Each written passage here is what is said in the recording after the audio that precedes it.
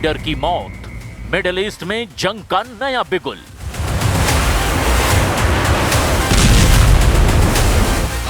सदमे में शिया मुस्लिम world, America और इजराइल के खिलाफ जिहाद।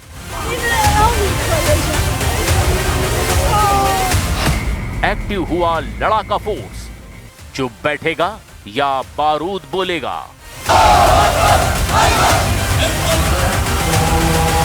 मध्य पूर्व की सियासत में एक ऐसा धमाका हुआ है जिसकी गूंज सरहदों से बहुत आगे तक सुनाई दे रही है।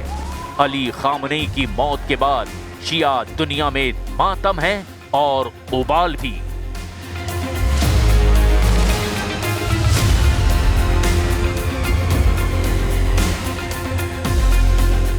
सवाल ये है कि क्या ये सिर्फ एक नेता का अंत है या बदले की नई इबारत की शुरुआत है।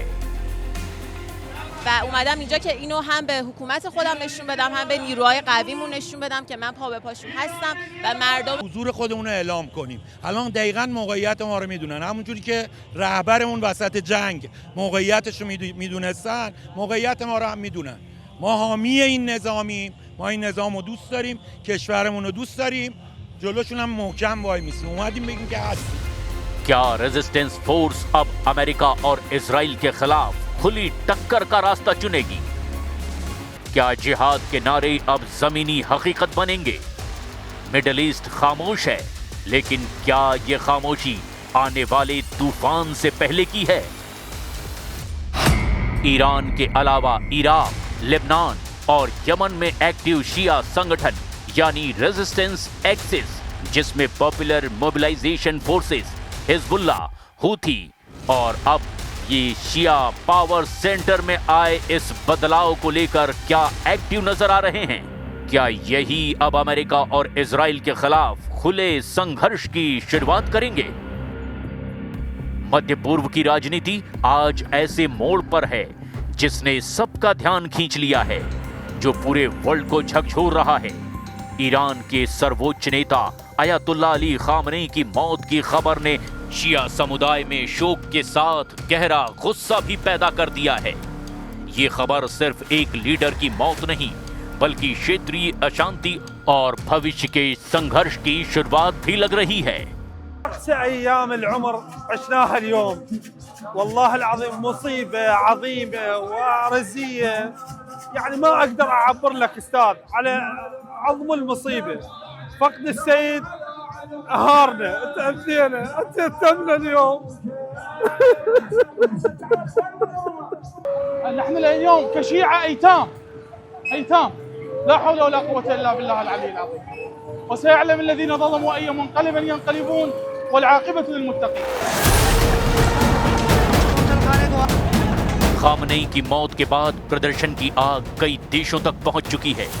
पाकिस्तान के कराची में उग्र प्रदर्शन के दौरान भीड़ ने अमेरिकी दूतावास परिसर के बाहर हिंसक प्रदर्शन करते हुए आगजनी और तोड़फोड़ की है। हालात बिगड़ने पर यूएस कॉन्सुलेट में तैनात अमेरिकी मिलिट्री के जवानों ने भीड़ को तितर-बितर करने के लिए गोली चलाई है, जिसमें कई लोगों की मौत हो गई है। दुनिया भर में करीब 15 से 20 करोड़ शिया मुसलमान हैं, यानी कुल मुस्लिम आबादी का लगभग 10 से 15%। सबसे ज्यादा शिया आबादी ईरान में है। इराक में भी शिया बहुमत में है। इसके अलावा अजरबैजान और बहरीन में भी बड़ी शिया आबादी है। लेबनान, पाकिस्तान और भारत में भी करोड़ों शिया मुसलमान रहते हैं। ऐसे में ईरान के सुप्रीम लीडर की मौत की खबर सिर्फ एक देश तक सीमित नहीं रहने वाली, बल्कि पूरी दुनिया के एक हिस्से में ये सदमे और राजनीतिक हलचल की वजह बन सकती है। भारत में भी कई शहरों में विरोध और शोक जाहिर किया गया। मस्जिदों और इमाम बाड़ों में विशेष दुआएं की गई। खामनेई की मौत के बाद विरोध में लोग सड़कों पर उतरे। अमेरिका और इजराइल के खिलाफ नारेबाजी की गई। उत्तर प्रदेश के लखनऊ और कश्मीर के कई हिस्सों में शिया समुदाय ने सड़कों पर उतरकर विरोध जताया।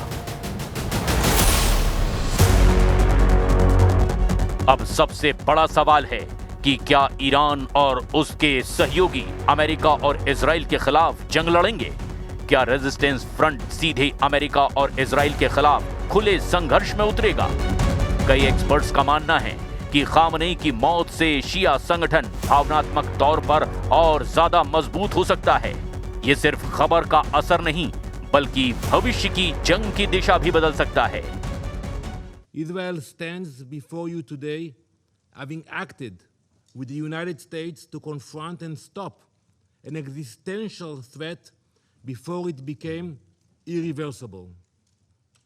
The operation targets nuclear infrastructure, ballistic missile sites, the machinery of repression that fuels terror across our region. अब ईरान के पास सीधी जंग ही एकमात्र विकल्प नहीं। लेबनान में हिजबुल्लाह, इराक में हश्द अल शाबी और यमन में हूथी ये मोर्चे दबाव बढ़ा सकते हैं। समुद्री रास्तों पर तनाव और साइबर वॉर की संभावना भी बन सकती है। ईरान हमेशा अपने नेटवर्क के जरिए प्रॉक्सी वॉर एक्टिव कर सकता है। लेबनान में हिजबुल्लाह, इराक में पीएमएफ और यमन में हूथी एक्टिव हो सकते हैं। रेजिस्टेंस फोर्स अमेरिकी ठिकानों को निशाना बना सकते हैं। समुद्री रास्तों के जरिए अमेरिका की टेंशन बढ़ाई जा सकती है। यमन की मदद से लाल सागर में शिपिंग पर दबाव बनाया जा सकता है।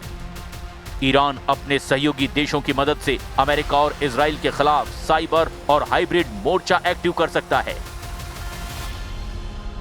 खामनेई की मौत सिर्फ एक शोक की खबर नहीं, ये मध्य पूर्व की राजनीति का एक क्रांतिकारी मोड़ भी हो सकता है।